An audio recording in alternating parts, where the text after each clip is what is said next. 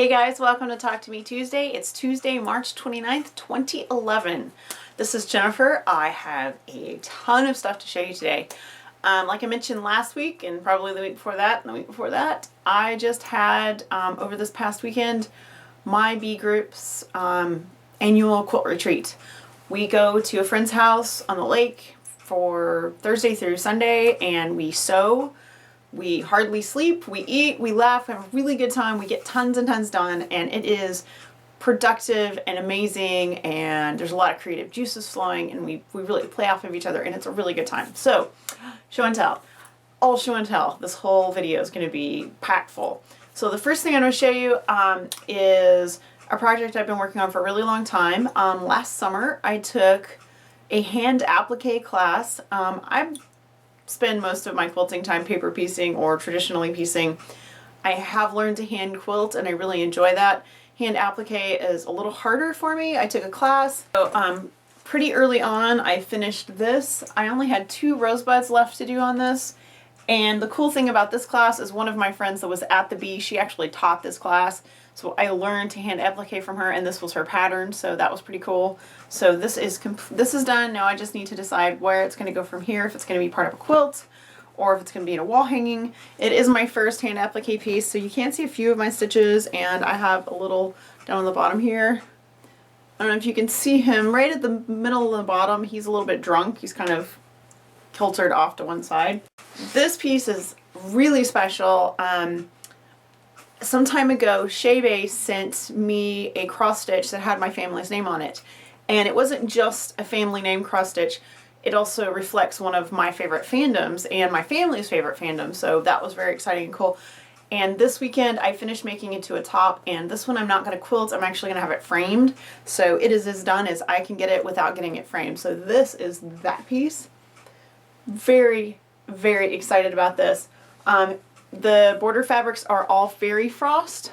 You can see they're all fairy frost. This one actually has like gold glitter on it. And her cross stitching, Shay, I have to tell you that the ladies were so impressed with your cross stitching, and they were flipping it over and at first thought it was machine done, just so you know like how amazing they thought your stitches and how tidy they were. So this is done for now, and when I get this framed I promise I'll show you guys. But this project I started, and I did it just to get me going and to get my creative juices flowing, and I made this little bowl, which the bottom of this bowl up to about here I had already finished. It was the sample that I made when I taught the class to make these bowls. This is from the It's a Wrap book. Super duper fun, strips of fabric wrapped over rope and then you zigzag over the whole thing. It's really fun, really easy, very therapeutic. So therapeutic, in fact, I made 2 more. These are trivets, hot pads to put, you know, pans and stuff on.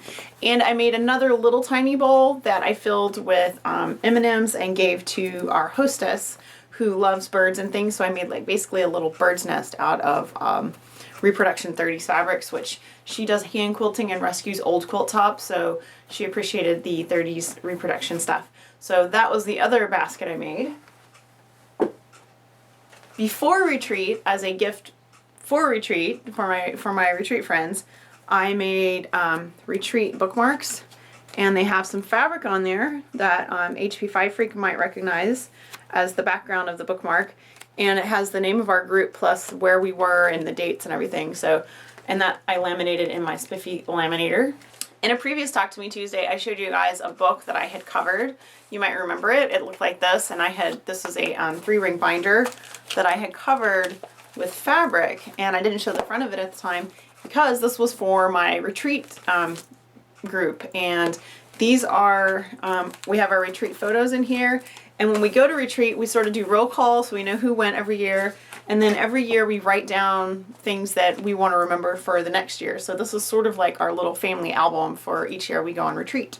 On the way down to our retreat place, we did stop at a couple of quilt stores and I bought a few things. I bought some fabric to go with the quilt that you see over my shoulder, which I'll talk about in just a second.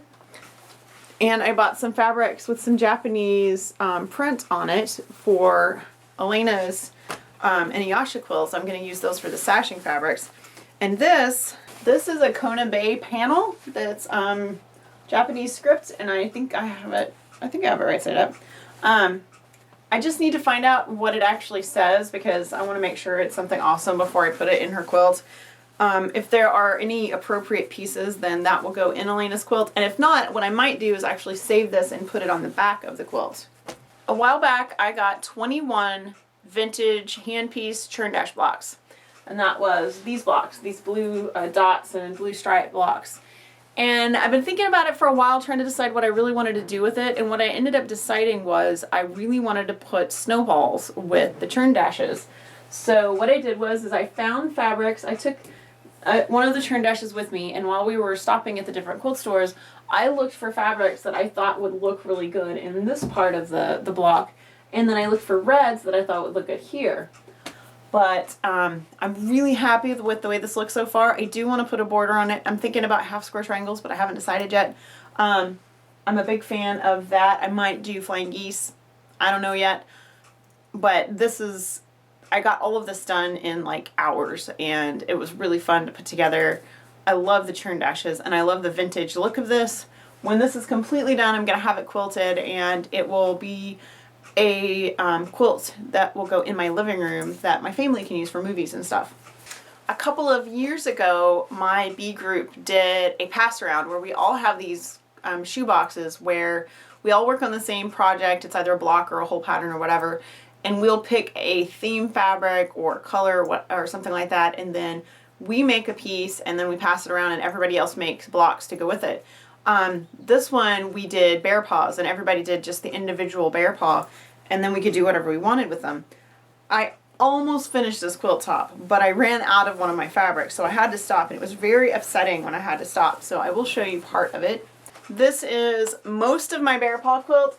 I still have 3 more to go across, but I ran out of this fabric. I had it at home, so I made all my bear paws, and I have a stack of bear paws. They just need to be put together. I've got sashing and everything. I just need some more of this cut and ready to piece. So I'm going to put one more row across, and then it'll be quite large. And then I'm going to put another border on it, and this will be for Eli. I've never actually made him a quilt, so he and I share the 9-patch quilt, but I wanted to make him a quilt that he could use in his chair downstairs when we watch movies or whatever. And so that will be his quilt. And he hasn't actually seen this. He hasn't seen any of the blocks. He hasn't seen the quilt top. He knows I'm making it, but when I started it a couple years ago, I asked him if he wanted to see, and he said keep it a surprise. And I asked him again if he wanted to see, and he said no, he still wants it to be a surprise. He's waited this long. He can wait a little longer. So hopefully in the next couple of weeks I can get the rest of these bear paws pieced and get the top done and get the borders on, because I really, really want to get this finished for him. I also made some bibs because I always like to make bibs, and so I made these bibs, and they are just really handy for anybody that's got a baby. And this one is a little Garfield bib. This one doesn't have a pocket, but they're all reversible, and the pockets are reversed as well. These just need Velcro. And then they will be 100% done. These are fun little in-between projects. So like when I finish a whole quilt top like this, and I've been sewing for a couple hours, just solid, then I can whip one of these out in like half an hour, and they're really fun just to pick out fun, cute fabrics that I wouldn't necessarily put in a quilt for me, but really fun for bibs. And this Garfield was actually pajamas that both of my kids had like years ago, so I was happy to get to use a little bit of that. I'm participating in Honeybee's Block of the Month, which is called 5 at the Hive. We actually do a lot of Block of the Month programs, but this is like our Block of the Month. Sue, who also works at Honeybee, she designs all the blocks, she writes all the patterns, she presents the whole thing, and it's her baby, and she does a really awesome job with it. And I'm doing the fall colorway this year. I think I've shown the first one before, so I've shown this block.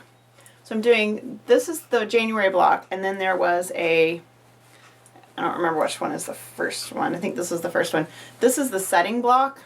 So there'll be like a 12-inch block, and then there will be one of these. So there'll be 12 of these to set the quilt, or maybe 13 of those to set the quilt. So I made January in January, and then February and March I made this weekend. So this is, I think this one's February, and this one is March. And then I have 2 more setting blocks. So hopefully I can keep up now that I'm caught up. And the April block comes out, you know, this week. So I'll be ready to make April next. So you guys remember when we did the 6-inch swap for green squares? I've known for months what I wanted to do with those squares. I just didn't have the opportunity or the wherewithal or whatever to sit down and do it. So I did it this weekend. I made 10-minute blocks with them. And what a 10-minute block is, I'll actually put a link. It's a really cool technique. It's super easy. It's all folding and stitching, and there is nothing really fancy that's not actually applique or anything like that. And every block has this purple jewel in the center. And when I put these together, I'm going to put them between some of the blocks too, so it'll have more purple jewels in there. And I might make those a little bigger, so it'll have like splashes of these. So that's a whole set of blocks done. I want to make a few more because I need a few more of these to make a whole quilt top. And I used all the green ones I had, and I didn't have any more green, or I didn't have enough variety of green to do any more. So this is another set that's now in progress. Last but not least is my Christmas quilt. My Christmas quilt, which I'm calling Holiday Hood, is completely done. The top is done. The borders are on. These cottages were from a swap on All About Paper Piecing, which doesn't even exist anymore.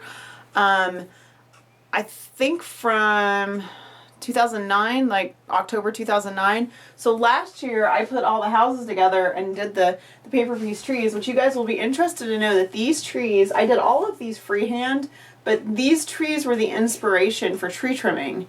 When I did tree trimming, I was thinking about these freehand trees I had drawn to put around the border of this quilt. And so last year I pieced these, I made all of these last year, and then I put this black border on, and then it sat in a bag for a year. So all these piano keys were from my leftovers and from some of my friends' leftover Christmas fabric. And the back, I'm going to piece the bigger pieces of Christmas fabric I have, so it'll just be all crazy. And I have one strip of piano keys left. I think I'm going to put it like right down the middle in the back just to make it interesting and fun. We always do fun little themes for our retreats, and like a couple years ago I made boas for everyone. We've had tiaras, we've had all kinds of really fun stuff. And this year, one of the ladies in our group, she brought everyone blank masks that were sort of cloth, and our challenge was to decorate them in any way we wanted to, and then we showed them all to each other on Saturday night. And this is my mask. I actually did most of the doodling on this Friday night at like 1:30 in the morning. It was actually Saturday morning. We didn't really sleep very much, like maybe 3 or 4 hours a night. Who needs sleep when you have friends and sewing machines and crafty mojo going on? Anyway, so this was mine. It wasn't like a contest or anything. It was just a little challenge, and we all had fun. And I put like, it says quilt repeated all the way around. It says retreat, and it's got there's a quilt block right there. I drew a needle, and I drew like a spool of thread and some other things. And everyone's masks were totally different. It was really fun just to see what everyone came up with, all their creative ideas. We always give each other little gifts and things, just nothing huge, just little tokens to kind of share with each other, like I did the bookmarks. One of my friends at the retreat, she gave everyone a bag of hairbands. And that sounds kind of funny at first, but they were these little soft, squishy hairbands like this. And the reason she gave us these is because if you take your bobbin and you put your hairband on there, it keeps your thread from unraveling. It just keeps it from rolling off of your bobbin, which is really cool. Well, we did this, and then I said, well, you know, if you can do this on your bobbins, why can't you do this on your regular thread? Because I have a thread rack on my wall, as you guys have seen before in my videos, and I also have cats. And they like to come up to the thread rack and unravel the thread. They'll just roll it, and it ends up puddling down on my table. So I put them on my thread as well. And I'm going to show you a shot of my thread rack. And that'll be the end of my video for this week. Huge amount of show and tell. Don't expect as much next week because we have Shop Hop coming up and I'm helping with decorations. So I will probably take at least a little bit of a break. I do have a lot of things I really want to get sewing on, but I have to catch up now because I was gone for 4 days. So I think that's all. And I hope you guys enjoy the super duper long video and all my show and tell and all of the fun stuff that I got finished. Everything that I worked on is one step further to being done, either, you know, borders or, you know, what, added all kinds of stuff, pieced all kinds of stuff, had a really, really great time. The only project I took that I didn't work on was my New York Beauty project, and honestly, I just wasn't feeling it, so I just didn't get it out. I did work on the Project of Doom. I did piece Project of Doom blocks, but you can't see those until they come out. So that's the only thing that I'm not showing today. I think that's going to be it. I'm going to put a little picture so you can see my bee friends and the ladies I retreat with. They're some of the most important women in my life, and I wanted to share them with you. So I will see you guys next week. Bye.